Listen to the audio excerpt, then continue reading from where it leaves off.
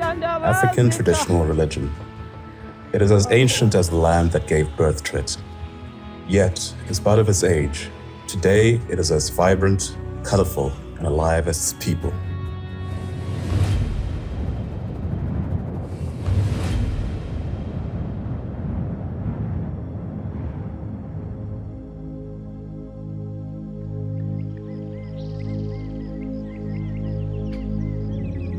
As we set out on our quest to reveal the mysteries behind the gifts, we soon realized it had become a journey of absolute discovery.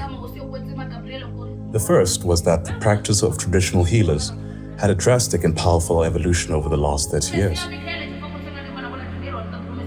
I think 95, it's where the problem started in this thing of traditional healing, where they enforce some other things. I don't know who enforced it, but we've seen that someone have enforced some certain spirits amongst traditional healers. Because if you can see that as a sangoma, I've got a faith in my ancestors. Because whatever they tell me, it's accurate. Whatever they guide me with, it's relevant. But those other spirits, they might mislead me to do something that is wrong. That's why I'm saying that in 1995, there was someone who enforced all those things to us as Africans, so that the context of traditional healing, so that it will be disbanded or it will be disturbed. According to Professor Shabalala, the evolution or changes in African traditional religion that developed over the last 30 years are as a result of foreign influences that had an impact on the way Africans practice their faith.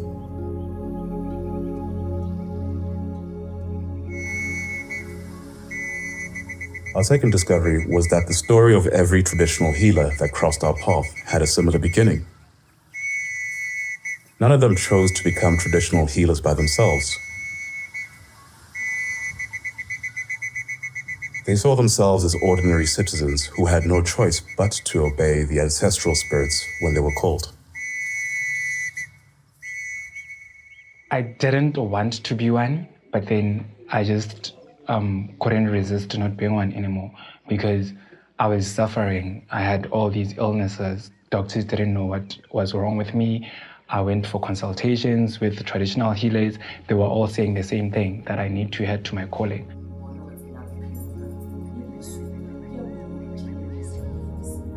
The third discovery was that in spite of their similar beginnings, each traditional healer eventually followed a different path after they were initiated into the spiritual realm.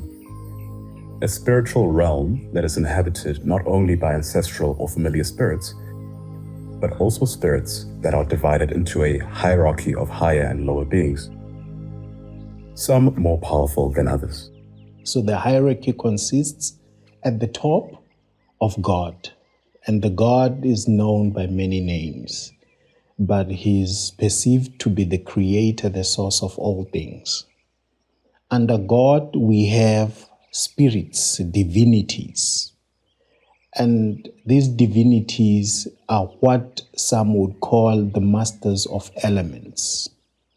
So they are characterized as water spirit. We can have earth spirits, the spirit of the forest. They dominate the physical plane and the spiritual plane.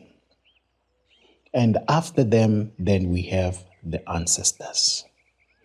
And we know that the ancestors are now the people who lived on the plane, surface earth, but who died and are now living in a spiritual form.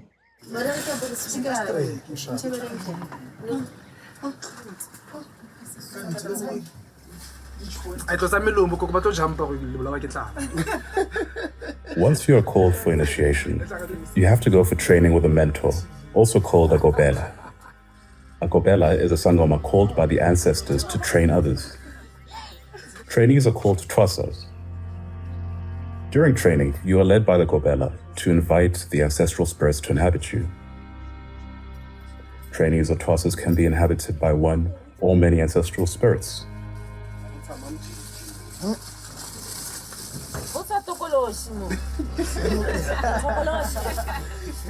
These spirits stay with them for the rest of their lives, and these people are forever changed. The spirits instruct them and guide them in everything they do. The different path followed by every traditional healer resulted in many different gifts they receive and use to practice divination. Traditional healers always use divination to diagnose and treat both the physical and spiritual problems of their patients. But the different methods of divination have experienced a noticeable evolution over the past 30 years. To reveal the mysteries behind the gifts, we explore some of the many different methods of divination that are now practiced in South Africa.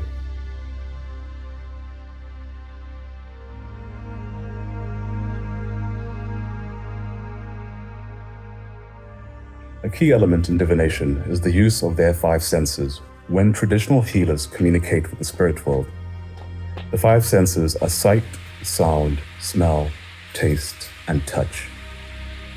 Each sense is associated with a specific element, such as earth, air, fire, and water, and the elements are believed to have great spiritual significance.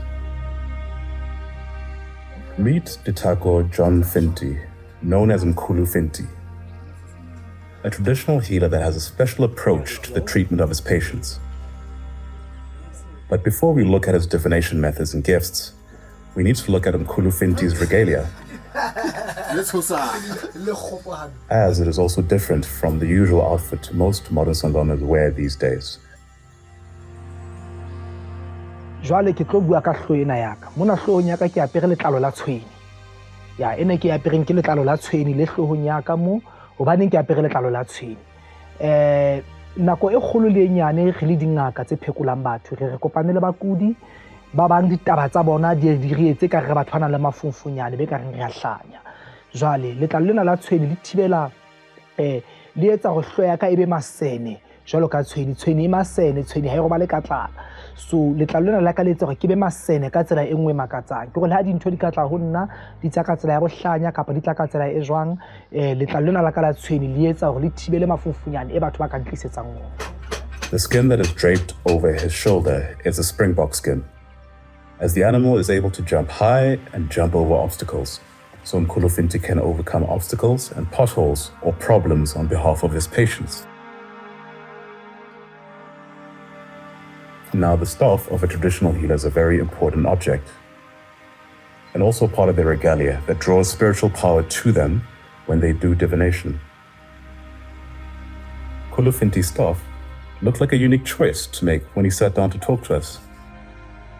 Ya jwale ke tlo qala ka lefielo la ka. Lefielo le ke le tshwereng le ya ke tshwere lefielo le ne le sebediswa ke bonkgono le bontatemoholo. Jwale hangata lefielo ha re le bona re tsebe gore lefielo ke dintho tse sebediswang ke baloi re tsebe gore lefielo ke dintho tse sebediswang ka ditsela tse mpe. Jwale nako e kgolo le nyane re dula re bohlweki bopela modimo le badimo ka mehla. Jwale lefielo lena le ke le tshwereng le bonang mo ke lefielo le re le sebedisang haholo ho make sure rona ka le batho ba badimo bohlweki bo dula bo le teng. Lefielo le ke le tshwereng ke lefielo le ne le sebediswa ke nkgono setswala mme wa ka. Ke lefielo le sebediswa ke ba bang ba batho ba ileng ba mfa dineo tsena tsa moya. So whenever ke tshwere lefielo le ke tshwere matla hobane ke moneng ba dula teng ka mehla le matsatsi moneng ba rapela teng ba etsa eng. So lefielo lena la ka lena ha se lefielo la boloi.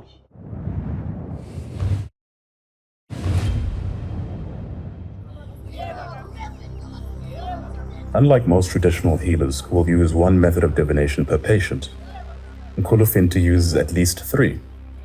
And he also chooses to let his trusses or trainees participate in the process. Once trusses have completed their training, they can move off on their own and start practicing as traditional healers themselves. Usually, if a trusser is present during divination, they will stay in the background and are only there to assist the traditional healers. Not so with Mkhulu Finty. Here, they are chosen according to their gifts and each do a divination ritual, followed by the next one and the next. Mkhulu Finty observes and guides them, He keeps a record of his many patients, and he also reassures them and encourages them to give feedback on how accurate the prophecy was that they received from the Twasas, so he will know if they are on track. You know what, here, I'm training the diviners, I am training the sangomas, and I have the gift of diagnosing a patient with the snakes. That is why you saw us doing 3 different consultations, 3 methods of the consultations. So that's what I have to do in order for me to train them to become the better healers tomorrow. The first method of divination involves a candle, a glass of water, and the Bible. The patient has to bring his own candle, as the candle will absorb the energy of the patient and his ancestors. This helps the traditional healer to receive messages from the ancestors about the patient and to prophesy over him. The patient has to pour his own water for the same reason. When they pray over the glass of water during the divination ritual, it changes the water. The water absorbs the known and unknown ancestral spirits, and they can now see messages in the water about the patient and what is wrong with him. Traditional healers who prophesy are led by their ancestor spirits to open the Bible at a certain page and read certain verses that will speak to the life of the patient. This information is used to interpret the verses and prophesy over the patient.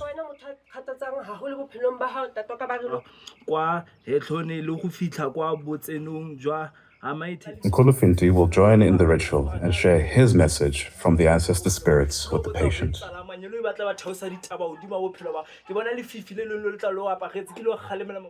You know, we're using the Bible because we believe that the Bible, it has a power.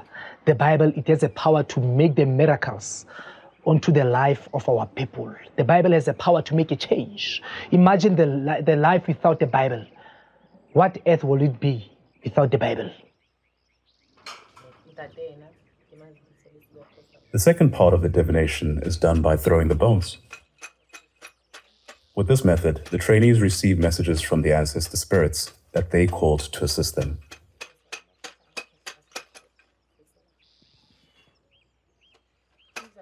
They see in the spirit when they look at the bones. When they see in the spirit, they don't see the objects as they would with their natural eyes. Yes, yes. Bela manshaya Yes, yes. ke lethabo la hao a leyo mbela manshaya Yes, yes. ya wena ntata o na le ntho tse o sokodisang mbela manshaya Yes, yes. ka ga lelapa la hao mbela manshaya Yes, yes. kulano ka ga lelapa mbela manshaya Yes, yes. ya wena o motholo ke mostsekiwa mbela manshaya Yes, yes. ha bontata hao ba o tsebe mbela manshaya. Where a traditional healer uses bones, those bones are considered to be a sacred ingredient of connecting with the ancestors. And you find that the bones are a source of information coming from the ancestors. All you have to do is to treat that ancestral bag with care. And then the ancestors will reveal the information that you must tell to your patients through those bones. They speak through the bones. It is now time for Mkhulufinti to perform the next divination ritual. One of the gifts that he received from his ancestors was to do divination with snakes.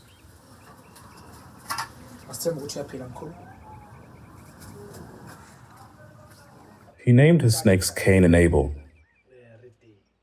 Mkhulufinti handles them to feel their vibrations and listen to their hissing if there are any. He tells a nervous-looking patient that Cain and Abel must also touch his body so the spirits can absorb important messages from him.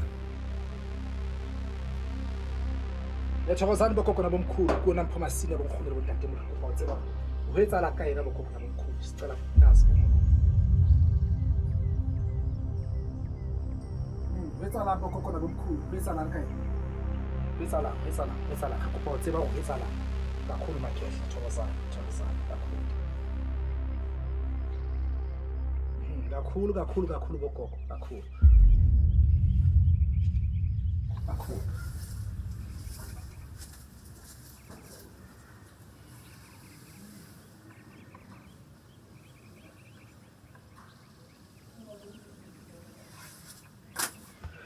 kakhulu bogogo ningahlungibali Makhehla ningahlungibali bogogo nabomkhulu ningahlungibali Makhehla kakhulu thokozani izinhlonhlo. After taking Cain and Abel back again, he holds them close to strengthen his connection with the ancestor spirits. It's with their help that he can interpret the messages and signals and know how to treat the patient.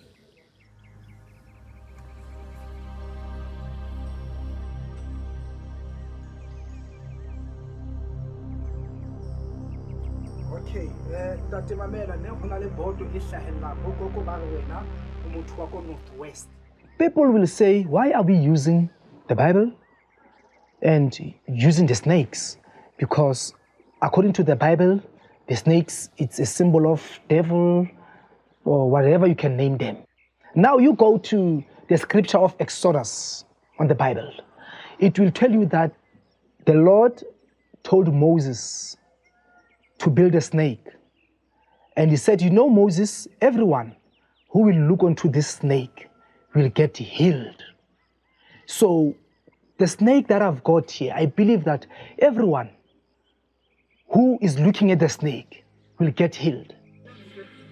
Tortoises are another species of animal that is often used in divination rituals.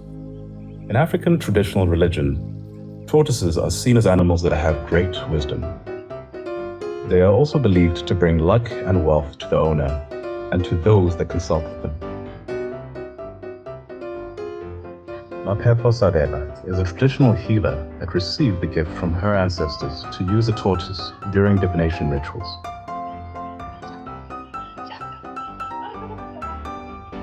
Before she received this gift, she only used to throw the bones when she was doing divination for a patient. Now, patients who come for consultation have a choice between a divination ritual with the bones or with the tortoise. A tortoise, gore ke be le yone, ke ile ka ilora. Ka lora ke na le tortoise, ka lora nkgono wa ka, my grandma, a mpha tortoise, but it was small. Then, after a few days, I found the tortoise in my yard. I was surprised. Then I take it to my ndumba and patla and ask my grandmother, into any bona, is it real? Must I use this? If it's real, must guide me.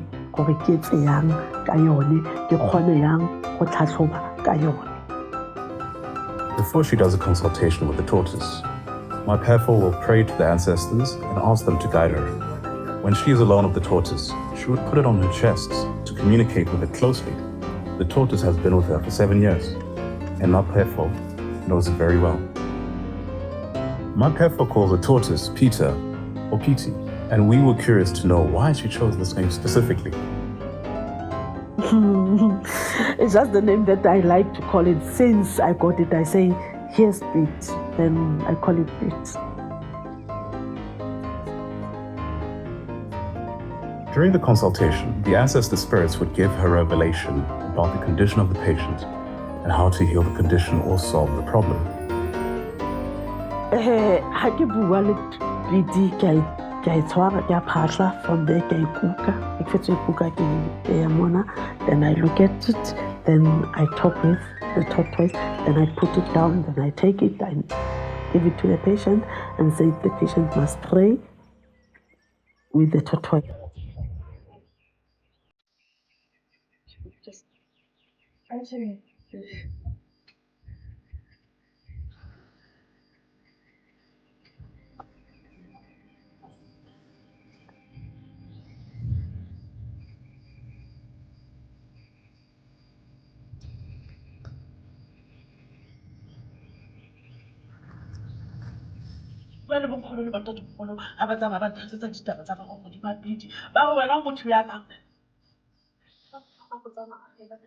So after praying, I take the tortoise down and the whistle, I blow the whistle, I take it again, then I talk with, immediately after the whistle, then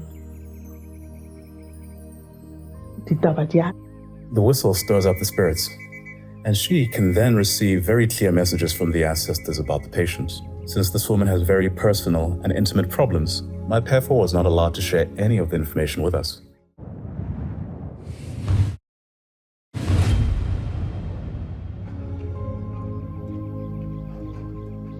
Not far from Mapefwe in Kutsong, a township near Carltonville, another traditional healer received the gift to do divination with a tortoise. Ntlantla Lakimafitla, also known as Mkhulu Pikeletu, is a young, powerful traditional healer who has had great success in the few years that he has been practicing. A tortoise in the Nguni culture symbolizes wealth, symbolizes abundance, you understand? So during my initiation, I always dreamt of a tortoise here in my yard. And then I told my Gobela, and then he said, you need to get a tortoise, but then you are not going to buy it.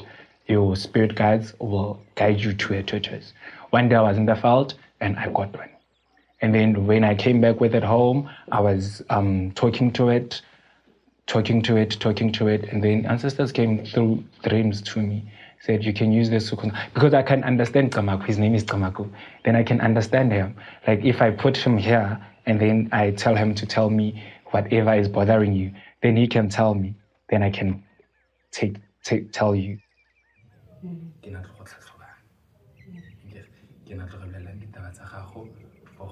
Kamaku is the Xhosa word for Thokozani, which is a Zulu greeting, mostly used by traditional healers to greet and thank people.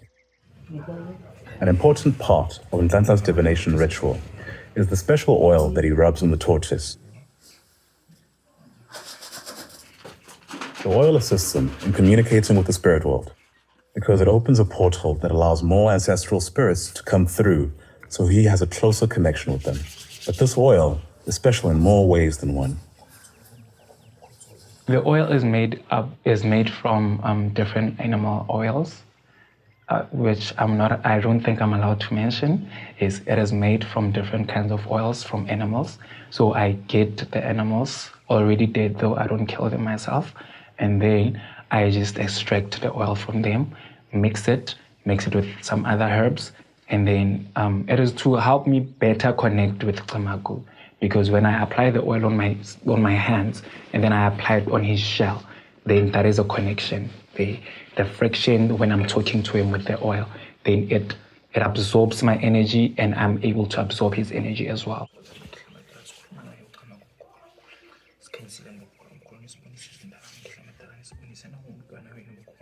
When I'm finished, like if I'm doing a new batch now, then I will put it there, pray for it, patla for it, take it to the field, take it to the water, sleep it, let it sleep there for a night in the water, and then I will fetch it the next morning so that the spirit inhabits it and then it is able to do what I want it to do.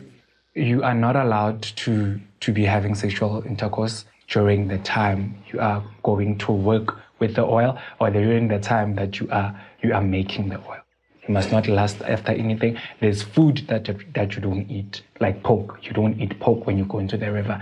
You don't eat fish when you go into the river. You don't drink alcohol. You don't do all these nasty things. You don't swear with your mouth.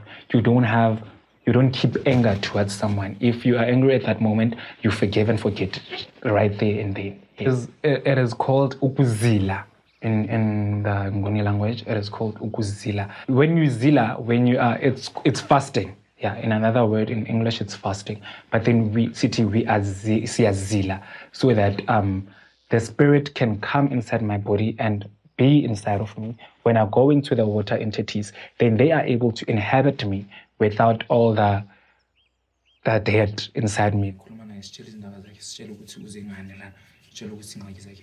Besides the messages he receives when he touches the tortoise, he also allows the patient the opportunity to touch the tortoise so the spirits can get a reading from her.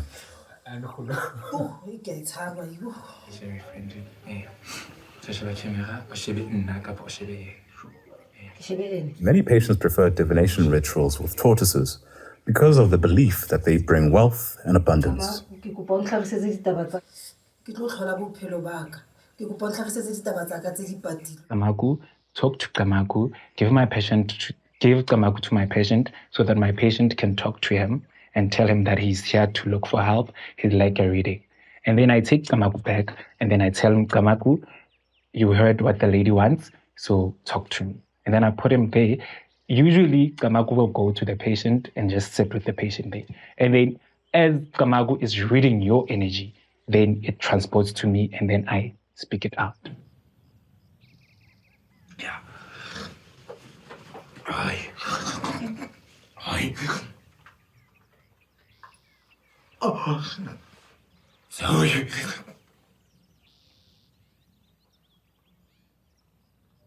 Yeah. I became very emotional because what she was here for was very emotional. And then I just felt overwhelmed. I just felt a lot of emotions going through me. As a young traditional healer, Ntanhla was part of the new developments in the practice of African traditional religion. When he attended a tarot card reading, he felt drawn to this kind of divination and decided to explore the possibilities.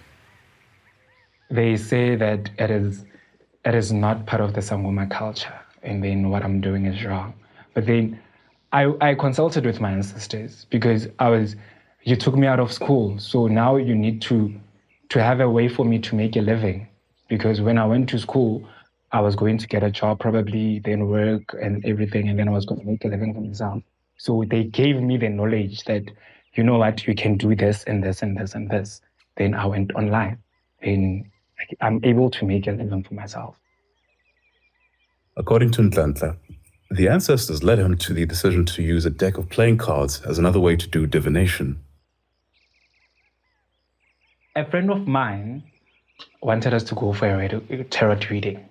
When I got there for a tarot reading, the lady was reading the tarot cards. And then immediately there and then, my ancestors gave me an idea or a direction to use cards to consult. And then when I came back home, I prayed about it, I passaed about it, and then they showed me a different way instead of the typical way that everybody uses. Then that is how I got into tarot card reading.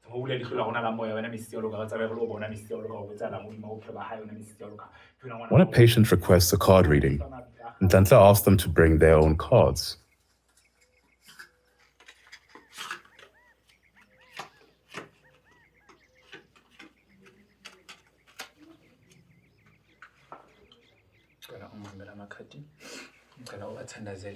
And then shuffle.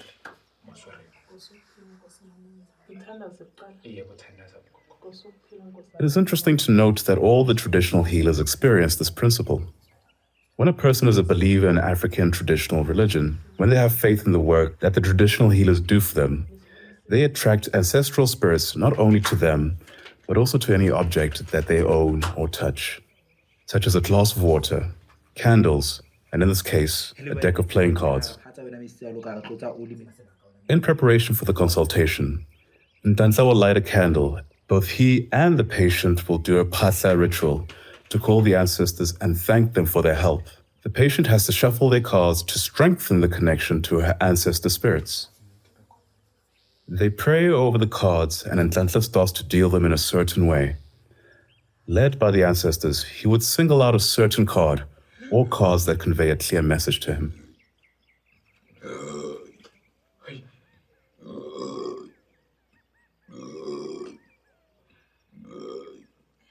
The numbers to me have meanings. So when I see the cards and how they are laid out, and then the different numbers aligning together, then I'm able to take one part and put it together with the other, take another, just to form a complete story. You will see an 8, and then I don't see an 8 there. I see something, I see maybe a tikoloshi, or I see a burning house, or I see a dead body, or something like that. After the divination ceremony, Ntanhla will help the patient with a healing ritual.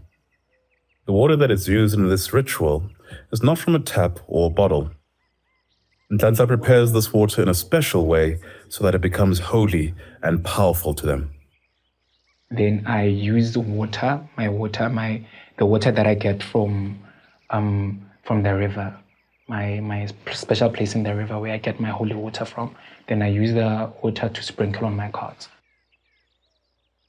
Ntantla burns the card to cut off the negative energy that was drawn out of the patient and into the card. It is believed that the spirits that were called to the water change the ash to holy ash, and by drinking the water with the ash, the patient will be healed and be free from the problem they experienced.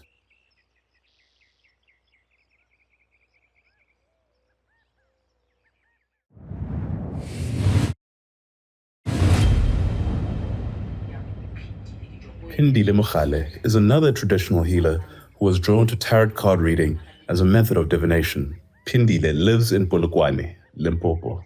As a traditional healer, she is known as Pindile Makhetla Amandle. Ketla is the spirit that I'm possessed with, is the spirit that I lived long time ago. And then I found out through consultation, when I went for consultation to find out about my life, why was everything not going well with my life. That's when I was told that they were telling me that I need to help people. So Mokhalabe is the one that is with me now in my Ndomba. He's the one that is teaching. He's the one who told me to initiate. And then I told him I don't want to initiate. That's when he told me to write. He's the one who's telling me. I've been writing or typing. It's on Facebook. Pindile became well known through her writing on Facebook. The ancestor spirits told her to teach people, and this led to a podcast and live streaming on social media. Besides the information she received from the ancestors, Pindile also did a lot of research from other sources for her writing and teaching. She researched Eastern religions in India and China, for example. After she shared some of this knowledge, her followers on social media started asking her to do tarot card readings for them, but reflecting the individuality that is so typical of Africans. Pindile designed and made her own tarot cards. Through her connection with the dominant ancestor spirit that she is possessed with, Pindile would get a word and she would write the word on a card. I taught myself first before I told people. I told them to balance and manifest. I manifest a lot of times. I always tell people to manifest what they want. That's what I teach them. I always teach them, please say whatever that you want so that it comes in the way that you want. Don't always say, I'm struggling. Hey, I'm struggling every time when you meet people. Even when you meet new people, when your life is going on, you tell them about your past. That is why we cannot go on. This is the balance of your life, you going on and releasing. Through her connection with the ancestor spirit, Pindile would get a word and she would write the word on a card. Words like dreams, pray more, delay, and communicate with the right source. When a client asks for an individual session, Pindile would connect with them online and do a reading, using the cards with the messages she received from the spirits she connects with. Hello, my babies. How are you? Surprise! I'm surprising you with the tarot, my babies. Cards, okay. Hello, Nomsa. This is for you, my babies. Okay, this is for you. I'm going to put on the cards, checking on the past, the present, and the future. I want to check on the past so that I'll know how to clarify and how to predict the future for you. Okay.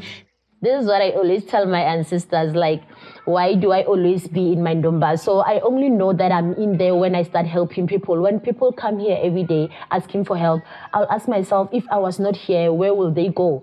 On this journey to discover the mysteries behind the gifts, we notice a definite trend.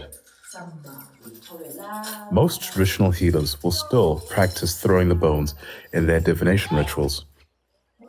We wonder why this age-old practice is still so important today. Like, I throw my bones in my Ndomba in the morning. If ever I want to know a message, if ever my ancestors want to tell me about something I need to do. So I'll throw the bones also to check about the clients that are coming today. And then I'll even check about the things that are going to happen in the future that they need to tell me through the bones. Like Pindile, Kanyisa Baloi regularly uses bones as a method of divination, even though she sees herself foremost as a prophet, as well as a traditional healer with special skills as a herbalist. Before you throw the bones, you have to give the bones to the client to blow it. The process of blowing the bones is a process that you can reveal the truth to the person. And then when he blows the bones, he must blow the bones and say his name or her name in a sign name. And then when I took the bones, I throw the bones down. It has to attack the spirit of viewing the truth through the person. And then when I look at the bones, I have to see the truth through you. Kanyisa lives in a small town called Elam in Venda. In this deep rural area, people still put a lot of faith in the traditional way of doing things. They are familiar with the bones ritual and do not have a lot of experience with the recent changes that developed in African traditional religion. Divination is unique, and you can't change the system of doing divination, only if it's been added some other aspect which are not part of divination. But divination is very deep because the person must consult with the ancestors, because the ancestors must give you the direction or the guidelines how to proceed with the process. You can just consult, just like throwing bones, and say what's the problem, and then you can identify the problem. Once the problem has been identified, it's where you're going to get a solution. If I throw bones and see what's the problem, I must give the correct information to the person. And with that information, I must be loyal. Those bones are full of energy. Mythical forces are using those bones, and energy is not destroyed, but it is transferred from one object to another. So, if those bones are used properly, they are definitely a source of invocation by the ancestors. It seems as if throwing the bones as a method of divination has stood the test of time. It is a well-known fact that a traditional healer cannot practice successfully without close communication with the spirit world. And here, we discovered a significant truth. Even though the ancestor spirits often communicate through dreams, visions, and prophecy, the traditional healer has no real control over when the dreams and visions or prophecy will come. When they throw the bones, however, they control where and when they can communicate with their ancestors. Because so many spiritual forces are attached to the bones, the ritual stirs them up and opens the portal needed for an immediate connection. Besides throwing the bones and a gift of prophecy, Kanyesa is also a gifted traditional healer who has a special relationship with the ancestor spirits that teach her about the healing properties of certain trees. Sometimes when I look into the tree and then it tells me that this tree can heal different kind of illnesses. According to Kanyisa, as she walks through the trees, the ancestor spirits would reveal what specific diseases can be healed with each tree. Because of this instant download, she is always picking leaves off the trees as she is walking through the bush.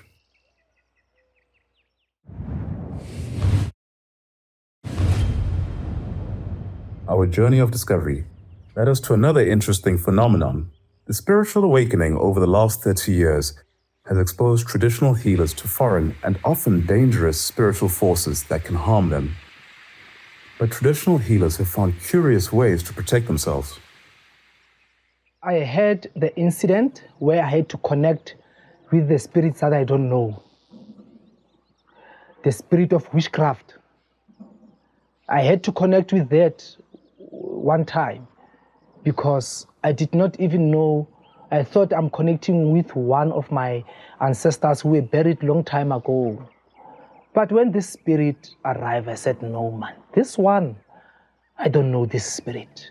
But I just need to be calm. I just need to listen to the spirit to say, what do you want? What can I do for you? What can I appease to you? Then that's where I find that, no, this spirit is a witchcraft spirit that I did not even know where is it come from. So I said, no, this one I need to keep it because remember, we are in the war. We are fighting with the traditional healers. We have seen that the politicians, they are fighting also in the traditional health system, we are fighting. There's a lot of witchcraft that is happening. So in order to defeat, you can't defeat what you don't have. You can't fight a soldier with a big gun whereas you don't have a big gun. You need to have your gun so that you can fight someone with a gun. So you need to have a witchcraft so that you can fight a witchcraft. So that's why I said, no, this one, it will be my gun. I'll put it in a safe. Whenever I need that gun, I'm going to go and take the gun and shoot at my enemies. So that's the ancestors that I got. I did not know where they come from. But now they are very significant and very important to me. When Nhlanhla experienced negative spiritual forces coming against him, he decided to take drastic action. Because I'm a young traditional, I call them old, but then like all these other old sangomas, they tend to have jealousy over what I've achieved at this very young age. I've only been a sangoma for 2 years now, and then I already have 17 initiates. And then I have people coming to my house all the time, seeking my help, whereby they haven't achieved half of the things that I've achieved in their entire lives. So they send bad things towards me, they send lightnings, they send everything like that. So I have my tokolosi to defend me. Yes, I use it only for defense. That if they send something bad towards me, then he should send it back. And if they're trying to torment me, then it should go and torment them back. This image represents a real tokoloshi that Nhlanhla has made to protect himself and to use as a weapon against witchcraft. A tokoloshi is like an old man, young old man, who is dirty, who is very scary, has crooked tooth. Because you form a tokolosi. A tokolosi is formed by clay. You get clay, you form your own tokolosi. So if you wanted to have long hair, then I have to get maybe your hair or a dead person's hair, and then I plant it into my tokolosi. If I wanted to have hair all over the body, then I plant hair all over its body. If I wanted to have huge hands, I make the hands with clay to be huge. And then I do rituals to wake it up. Then that clay wakes up and it becomes a tokolosi. As we discovered, the spiritual awakening African traditional religion experienced in the last 30 years led to new methods and gifts being practiced by traditional healers. It is clear, however, these gifts cannot be used effectively without constant and close communication with the spirit world. The importance lies on 3 facts. The first one is cosmic balance. So within the African traditional religion, there is the understanding that the physical is closely tied with the spiritual, and the two cannot be separated. Some of the laws that we have on the physical plane emanate from the spiritual world. Hence, you will hear people talking about taboos. And a taboo is actually a Polynesian word that means something that is forbidden. So it is important, therefore, that the living on the physical plane live in harmony with these spiritual rules that we have from the spiritual world. That is the first reason why it is important to communicate with the spiritual world. Number 2, it's the awareness that the spiritual world does affect how we live our lives in the physical plane. And this is important, particularly when one thinks about calamity, about wealth, about anything that has to do with well-being.